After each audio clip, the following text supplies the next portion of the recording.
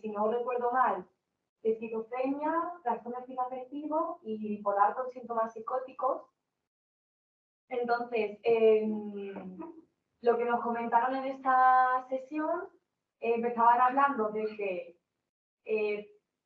se han utilizado las diferentes pues, definiciones de diferentes autores desde los inicios de los tiempos en los que se empezó a describir la esquizofrenia para la definición que se utiliza actualmente como tal, pues sobre todo de los síntomas que estableció Bleuer, también de cómo era el curso del trastorno cuando Kreplin empezó a hablar también de la demencia precoz, pero no se ha tenido en cuenta los síntomas cognitivos a la hora de definir este trastorno.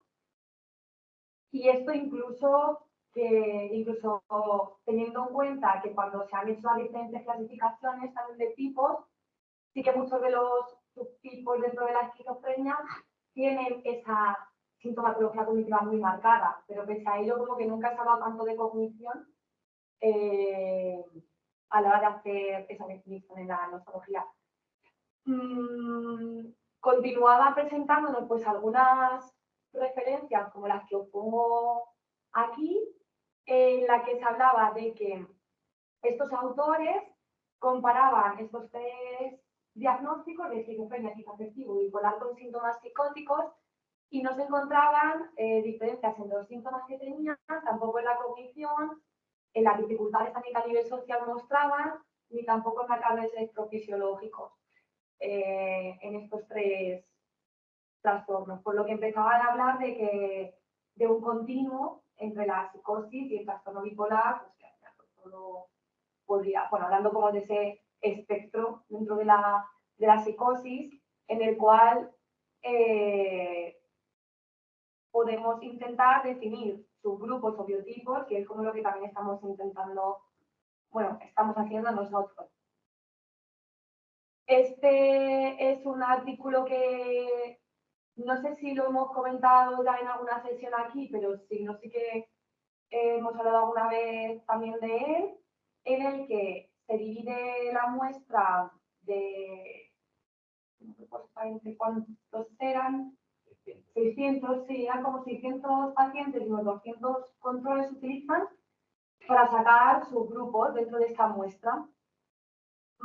Sacan 3 biotipos en el que hablan de que, bueno, en los 3 hay, en naranja es bipolar con síntomas psicóticos, este moradito es esquizoafectivo y el azul es esquizofrenia. Entonces, en los 3 subgrupos aparecen personas con los 3 diagnósticos. Sí que es cierto que hablan que en este hay como un poco más de bipolar que en el primero, pero en los 3 subgrupos hay de todos. Y lo que utilizan para dividir dentro de estos grupos a los pacientes es la cognición a nivel general medida por la VAS, la inhibición motora con una tarea de stop signal que le pide a la persona que genere una respuesta ante un estímulo que presenta ante el ordenador, siempre menos cuando aparece como una señal que le pide que pare, que no lo haga. Entonces, para ver cómo es esa inhibición de la conducta motora. Otra tarea en la que se ven los movimientos sacáricos de los ojos, pues también lo mismo, se pide como que se muevan los ojos o hacia el lado en el que aparece también un estímulo o hacia el contrario. Y también para ver los potenciales evocados auditivos se utiliza una tarea outboard como la nuestra que hacemos y también una que la persona, el participante, escucha estímulos sonoros de forma pasiva. Y en realidad está, pues, no sé exactamente cómo son esos estímulos, ponía que era como estímulos auditivos que a veces parecían como de 2 en 2 y los escuchaba de forma pasiva.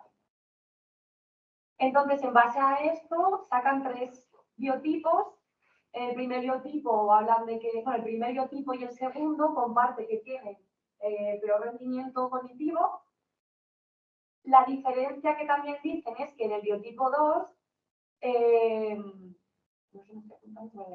el biotipo 2, las tareas cognitivas que más afectadas están serían en las que está implicada esa inhibición a nivel sensorio-motor, Y luego, además, en el biotipo 1 hablan de que la respuesta a nivel neural está deprimida, o sea, es menor, y en cambio en el 2 hay como una mayor actividad neural a nivel como de fondo.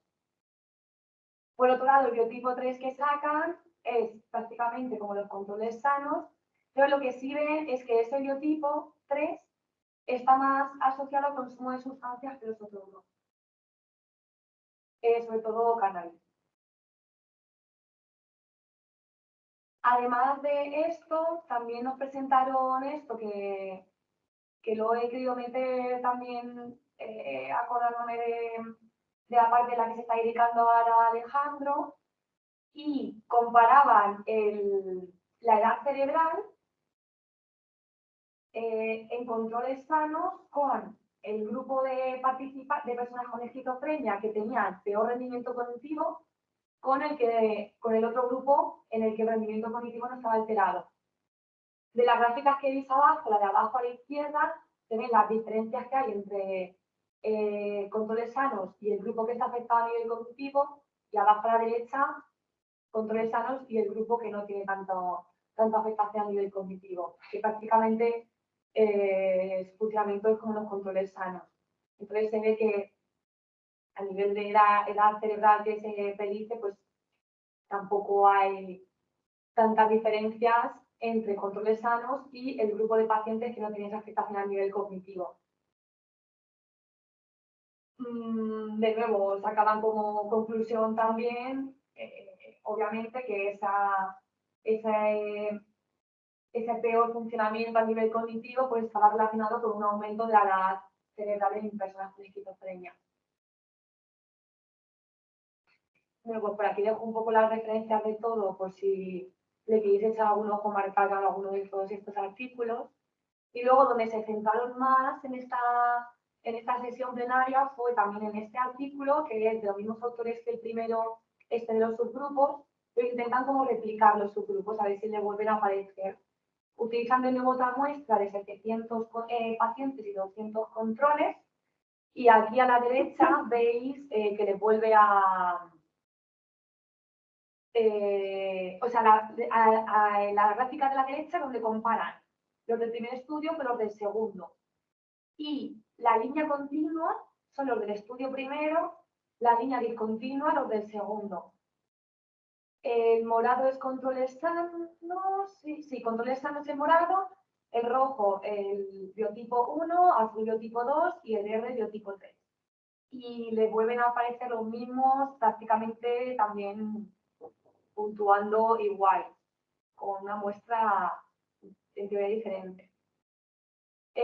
La gráfica que hay abajo a la izquierda, en esa se ve los diferentes diagnósticos que hay en cada uno de los subgrupos, y que también de nuevo se ve pues, que hay un poco de todo. ¿Te acuerdas de la que llamaban Ongoing Neural Activity ahí? Porque es que yo lo leí, pero no me acuerdo ahora mismo. Es algo que no es exactamente lo mismo que hacía para nosotros, pero yo creo que tenía que ver con el paradigma de los variables, sí, pero no... Yo ahora mismo tampoco lo recuerdo.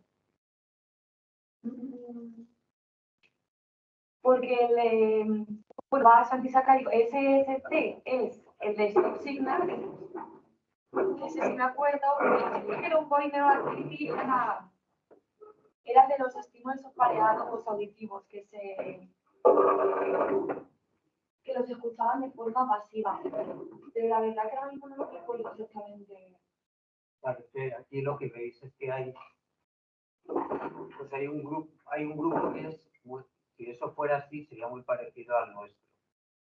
¿Veis? Porque sería el grupo azul. El grupo azul tiene un daño cognitivo importante. Luego tenemos el grupo verde, que no tiene daño cognitivo en nuestro caso, y por lo que vemos en lo que comenté el otro día, sobre todo en el último análisis, pues tendríamos un grupo con hiperactividad, que nosotros la vemos como hiperconectividad, o sea, que es la actividad muy similar en todos los sensores, que es el azul. Lo que no vemos, pero es que depende a que llamemos ongoing neural activity. no veríamos el grupo rojo. Sí. Que a nosotros no nos aparece, pero el azul y el verde, pues sí, son muy parecidos a lo que vemos nosotros. Aquí ven que no hay muchas diferencias de amplitud entre 300, la verdad es que eso no lo hemos mirado. La P200 no acabo de ver qué es. No, yo creo que lo de los estímulos pareados es SPSS2, porque se debe significar Pair estímulos. Sí, es verdad. Pair estímulos al segundo sonido. Yo creo que la idea de esto es que si oyes un primer sonido, el segundo, pues está dividida la respuesta, ¿no? Pero lo de Long Linear Activity sí que lo definen, pero no me acuerdo ni bien cómo era. Y yo creo que es algo parecido a lo que podríamos encontrar nosotros con los grafos. Sí, yo creo que sí. No sé si se refería también más a esta parte cuando se pueden definir los que hablan de que uno tiene como mayor actividad cerebral a nivel... Sí, lo que pone ahí Background Neural Activity, pero no me acuerdo cómo. Yo tampoco, ahora mismo.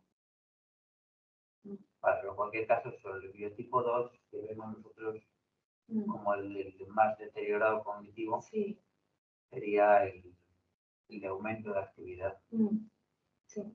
Y luego el 3, ese tan normal, pues nosotros tampoco es que acabamos de verlo, porque lo que vemos es que el segundo grupo tiene un rendimiento cognitivo entre el 1 y el 3.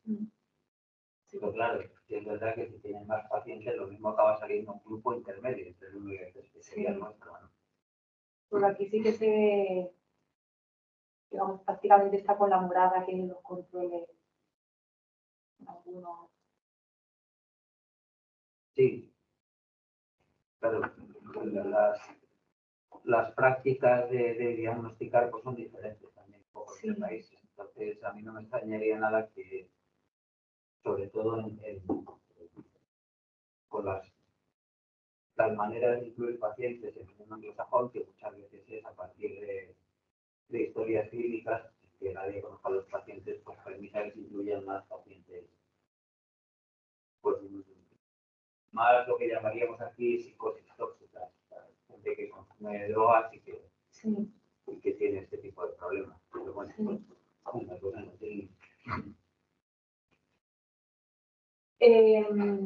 luego hablaba de poder plantearnos esto, de qué utilidad podría tener el hecho de dividir de esta forma a los pacientes dentro de este espectro de la psicosis, y hablaba de que a la hora de identificar síntomas, tenían referenciaba ese estudio en el que mediante cogían varias entrevistas que se habían hecho a pacientes y con un algoritmo para definir la forma de diagnosticar o algo así, en base a los síntomas, veían cuáles diferenciaban mejor entre los subtipos. Y esos que pongo ahí son los que nombraba diferenciar mejor, van en orden. O sea que los que más eran la dificultad de los problemas que tengan en el procesamiento abstracto y también el funcionamiento social. Esos serían los dos principales síntomas que mejor diferenciarían entre los tres subgrupos. Luego hablaba también de cómo podemos aplicar esto al tema del tratamiento y teniendo en cuenta pues, las principales alteraciones que se ven en cada biotipo. Hablaban de que en ese biotipo 1 podría beneficiarse más de tratamientos como la clozapina o también de la habitación cognitiva, que no sé la traducción. Hablaba de la clozapina porque podría como compensar esa actividad a nivel neural que está disminuida, esa respuesta.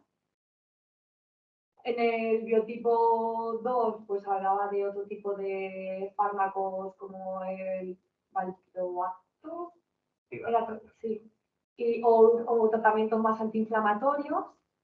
Y el 3, como lo asociaban mucho más al consumo de cannabis sobre todo, pues hablaban de que se podría haber algo alterado en el sistema endocannabinoide y que se pudiera tratar con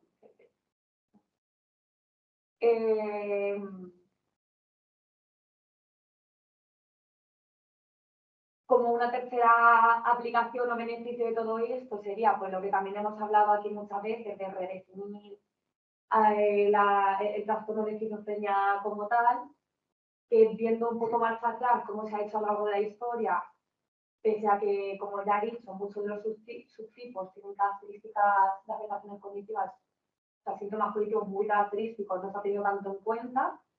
Las clasificaciones que se han hecho a lo largo de los años, pese a que es un punto que se ha visto bastante importante y diferenciador cuando hablamos de estos biotipos.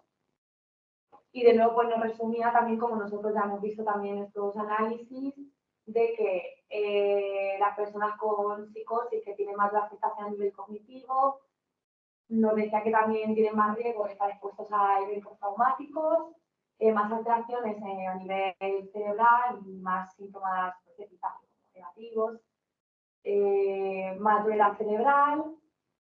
A nivel genético también es más alta la probabilidad de que haya esa predisposición y también de daño cerebral, de inflamación cerebral. Y por otro lado, dentro de las psicosis que menor afectación cognitiva tienen, que casi que funcionan como controles sanos, el riesgo genético familiar sería menor y están más asociadas al consumo de sustancias. Esa es la conclusión que ellos sacan.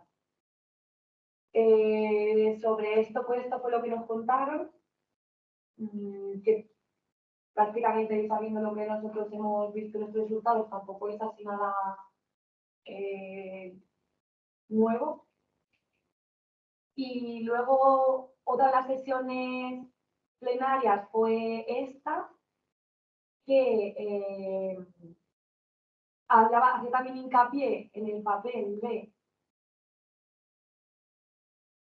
habla de la guía, de cómo la eliminación de diferentes sinapsis está alterada en esquizofrenia, que esto puede hacer a que en la gráfica de la derecha se vea que hay mayor pérdida de sinapsis en neuronas piramidales y también en interneuronas inhibitorias, y que esta disrupción en esa poda sináptica aberrante, no sé cómo traducirlo mejor, no sé cómo tan literal, que dé lugar a esa afectación más a nivel cognitivo y síntomas negativos. Y entonces nos comentaba cómo podríamos integrar todo esto con los diferentes tipos de esquizofrenia que vemos o las irregulaciones que también se han descrito en el sistema dopaminérgico. Y bueno, pues de nuevo tampoco nuevo para nosotros que incluyan tanto esta alteración en el sistema de excitación, inhibición o esa regulación inhibitoria excitatoria. Hablan de que tanto por temas genéticos como a lo mejor por alguna activación más del sistema inmune, o también meten aquí los eventos estresantes, esto hará que haya mayor activación también de la guía a la hora de eliminar esa sinapsis, que dará lugar a ese mal funcionamiento entre el balance excitatorio e inhibitorio, que dará lugar a los síntomas a nivel cognitivo y negativos, y también, por otro lado, a esa disregulación dopaminérgica, que dará lugar a esos síntomas psicóticos positivos o más característicos o típicos. Que luego, además, estos propios síntomas psicóticos también podrían ser un estresor para el paciente, y que esto generaría pues como más estrés, que también podría hacer que aumente el hecho de esta hipereliminación de sinapsis de las neuronas piramidales y de interneuronas, que al final entra un poco en ese círculo vicioso.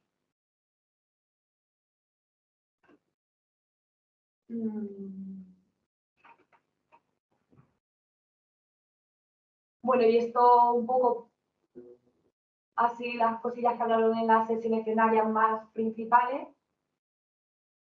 que llevando a lo nuestro, pues como veis, el tema de los subtipos supera la orden del día, y también el de la implicación de todo el sistema inhibitorio, como también hablamos nosotros. Pues, sobre nuestro postre que llevamos la descarga corolaria,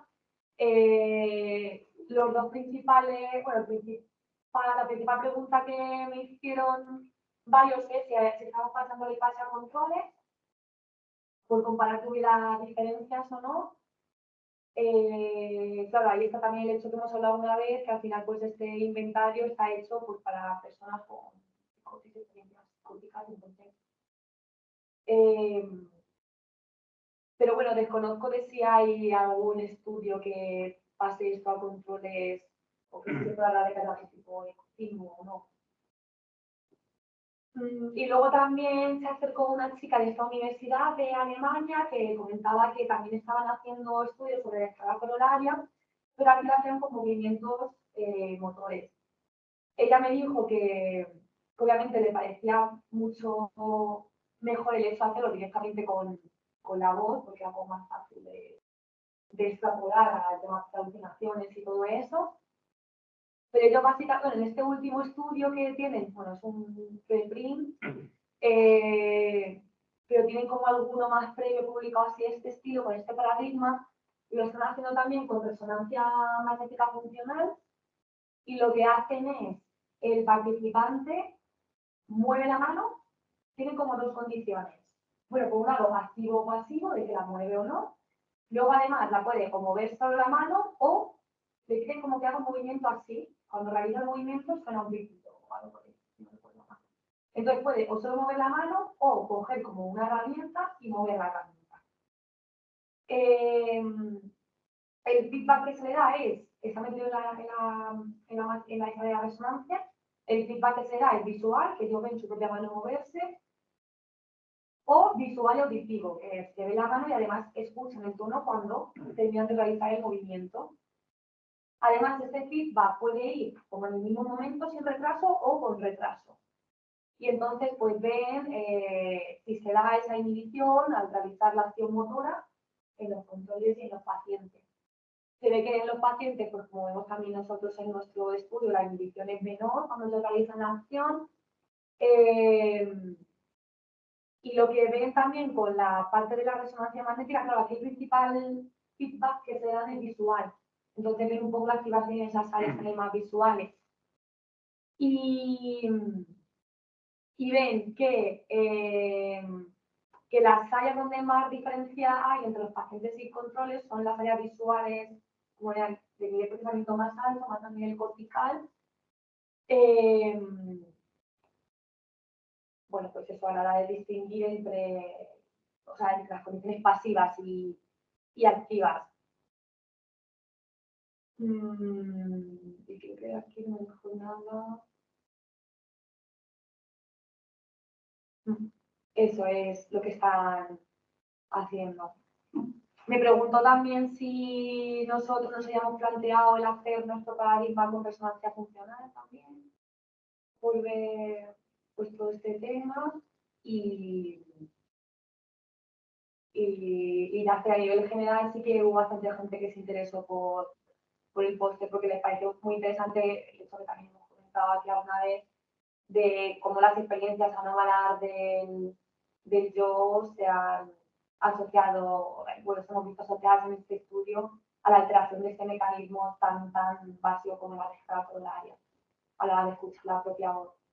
Y luego esto, un poco como extra, que no lo sé muy bien explicar, pero para que tengáis referencia, pues si a alguien me interesa. También hubo una charla de lo del computational modeling que alguna vez también se ha contado Álvaro, no sé explicar esto, la verdad. Pero bueno, aquí dejo la foto por si nos metemos alguna vez en algún punto. En esta charla intentaba ver un poco si, cogiendo el estudio de Clement de los biotipos, querían ver si esas afectaciones se daban más en las neuronas piramidales o más en las interneuronas, si hay diferencias entre unos subgrupos o en otros, o cogiendo la muestra de esquizofrenia entera. Y bueno, pues las conclusiones que sacaban eran un poco estas, que había como disfunción tanto en las neuronas piramidales como en las inhibitorias, y que las diferencias que se veían en la TP300 que podían ser explicadas tanto por pérdida de esos inputs excitatorios a esas neuronas piramidales, que entonces pues también afectaría todo el sistema inhibitorio de las internas. Y bueno, pues nos documentaron también todo esto, con estos gráficos que alguna vez también nos ha enseñado Álvaro de las diferencias entre los tres biotipos. Pero yo tendría que dedicar un poco más de tiempo para entender y poder explicar. Ahora mismo no. La verdad, pero bueno, aquí tenéis como algunas citas y eso, y el nombre de la persona que nos dio esto, pues sí, por si queremos indagar. Y luego, por otro lado, también acordándome de que en los estudios que también hemos hecho con la red de modo predeterminado en Resting State, pues en otras charlas, de otra sesión, nos hablaban de, bueno, la implicación de este estudio, o sea, la aplicación, era más de cómo poder regular la activación que hay de la red de modo predeterminado, pues mediante meditación, creo que era la principal estrategia que usaban. Entonces era como la aplicación un poco más clínica que buscaban, pero a mí me llamó la atención por el hecho de que, bueno, tiene como dos partes ese estudio. Uno que lo ven con resonancia magnética funcional en el temporal superior y otro en la red de modo predeterminado. Y lo que hacían era que, bueno, sabéis que la red de modo predeterminado está más activa cuando no estamos realizando una actividad que requiere de un procesamiento a nivel cognitivo o cuando estamos como centrados más en pensamientos sobre nosotros mismos o emociones que no requieren pues, de un procesamiento cognitivo más superior. Y está menos activada cuando nos implicamos en una tarea cognitiva. Entonces, pues, mediante resonancia magnética veían si la activación de esta red cambiaba con la meditación, pero otra aplicación. Pero el caso es que esta, bueno, se ve un poco mal porque soy una a la pantalla de Francis, hablaba de que de la relación que había en la mayor activación de la red de modo predeterminado en estos pacientes con además una hiperactivación de la corteza auditiva que en pacientes con esquizofrenia, que esto podría dar también lugar a que la grafiquita de aquí abajo habla de que en resting state, al de la corteza auditiva, cuando el estímulo auditivo es intrínseco, tiene una inhibición, que es lo que también estamos estudiando nosotros con este paradigma, pero cuando es externo, pues el potencial que genera es mayor. Entonces habla de que al estar más hiperactivada esa corteza auditiva, por también estar más hiperactivada esa red de modo predeterminado, en estos pacientes, pues tanto si el estímulo es intrínseco como extrínseco, habría activación en ambos y eso pues podría ser la explicación de la sensibilidad. Entonces, bueno, esto lo comentaba pues por esa pues, que podría haber esta red de modo predeterminado y lo que también estamos y creo que con esto termino, sí. Esto es así un poquillo lo que visto que podría estar más relacionado con lo que nosotros hemos estado viendo. Hombre, los estudios estos del grupo este americano es un grupo multicéntrico. El primer autor está en una universidad de Atlanta, de Georgia, me parece. Pero es un grupo grande, entonces incluye mucha gente, claro. Pero vamos, su primer estudio sobre biotipos es de 2016, exactamente igual que el primero nuestro. Y el segundo estudio es de 2022, y el de 2021. Vamos por delante.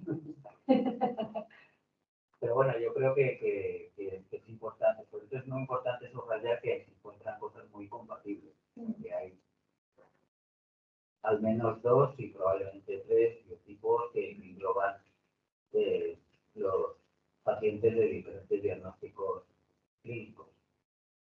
Nosotros aportamos, además que la cognición es un punto clave para diferenciarlos, ¿no? Desde luego, para mí siempre ha sido un misterio porque no se han incluido nunca los datos cognitivos en las evaluaciones. Realmente, probablemente la respuesta es esta, que algunos pacientes tienen alteraciones cognitivas y otras no. Entonces, como siempre hemos buscado un diagnóstico que englobe a todos, pues resulta no aparece. Pero realmente ni todos los pacientes tienen delirios, ni alucinaciones, ni sistemas negativos. Entonces sería perfectamente lógico incluir los datos cognitivos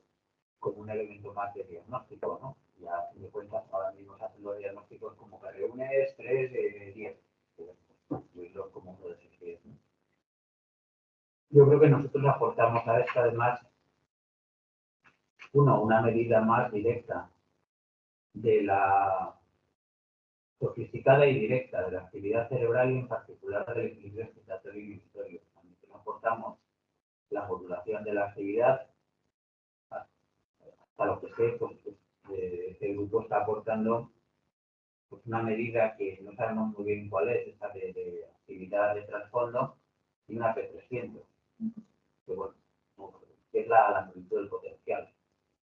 No aportan medidas basadas en los grafos, es decir, medidas de la actividad global, y sobre todo no aportan estimaciones de la actividad de la excitabilidad o de la inhibición de la corteza con estimulación magnética transcraneal o con otro método que puedan emplear, ¿no? Entonces, bueno, pues es una aportación nuestra. Y además, y bueno, ya os comenté el otro día que desde luego en el nuevo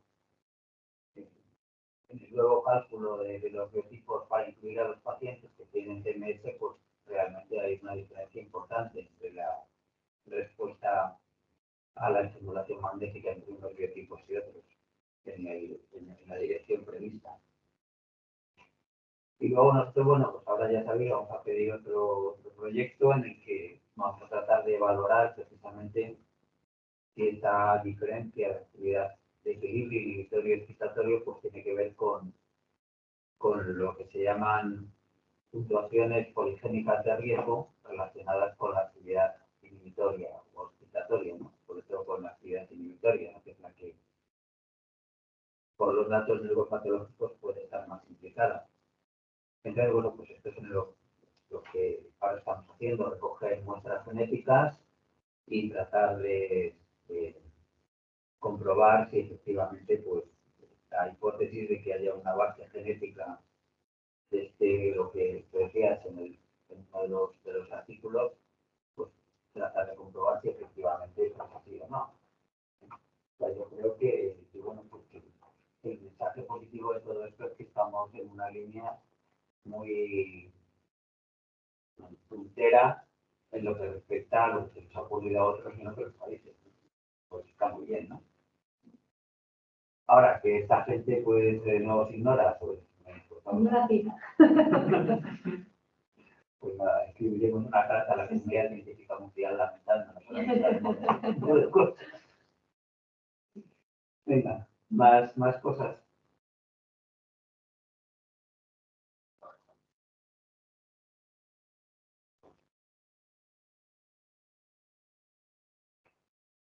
Nada más, pues nos damos la enhorabuena por estar tan en el candelabro y una revista diciendo nosotros hemos tenido unos resultados similares a esto que habéis publicado. Sí, el magister de Bulletin, creo que ponen ahí. No, sí. No como un artículo, no como un artículo, una carta diciendo, mira, este artículo se coordina muy bien con los resultados de este otro. No han quitado nada, pero vamos a ya publicamos en Progress y en Research, un artículo de esta revista del Perú Cuartil, publicamos artículos diciendo esto. A ver, llama mucho la atención que este artículo no cite el doctor Research, es una revista que se recurso por ahí que entrelaza de alguna forma, ya que no lo quieren entrelazar. No sé. Pero lo importante es que los lectores pues tengan una y escribir al autor de correspondencia, por si acaso no lo leíste. No, sabes si este fue uno de los que colectó nuestro artículo que tenía de ser, estaba tan contento que nos decía cómo se llamaba. No lo cita y bueno, y ya os lo he dicho otras veces, le hemos escrito, o lo he escrito yo, no, algo como el Papa, lo he escrito yo, para colaborar, para tratar de juntar muestras y cosas de esas, y que me ha contestado. Y lo volví a escribir, luego sale su papelera, pero... Me spam, a lo mejor. El mail de spam me van a spam. Pero bueno, pero eso es muy frecuente. Yo creo que el leer cosas de los amigos pues más fácil. Y además el que hizo la charla esta, la sesión esta, es o era un editor de Esquizofrenia Research. Cuando publicamos el editor de Esquizofrenia Research, sí, pero bueno, seguimos trabajando. Lo que está claro es que estamos en una línea muy buena porque a otros les ocurre y que aportamos cosas que nos aportan. Otra cosa de las que aportamos es la resonancia magnética.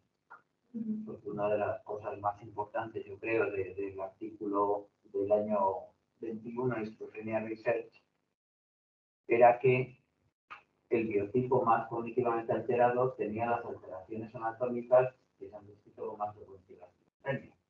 La disminución de volumen en el hipocampo y en el tálamo, pero el otro grupo no tenía ninguna alteración anatómica. Bastante importante también. Y esto pues no han publicado esto. No. Sí que están sacando algunos artículos, yo creo que bueno, previsiblemente pues saquen cosas que salgan bien como artículos separados. Sí, como ese también de la edad cerebral, que por ejemplo.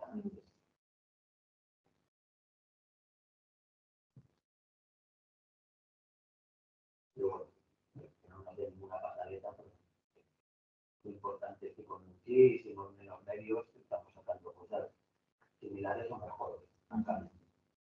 Con menos número, pero con mayor profundidad, creo yo. Vale, nos despedimos, a los de al otro lado. Lo que sí es muy importante es eso, que ahora los datos que vayamos sacando, refiero de TMS o de grafos, ya pues debemos estar en torno a 300 y pico objetos.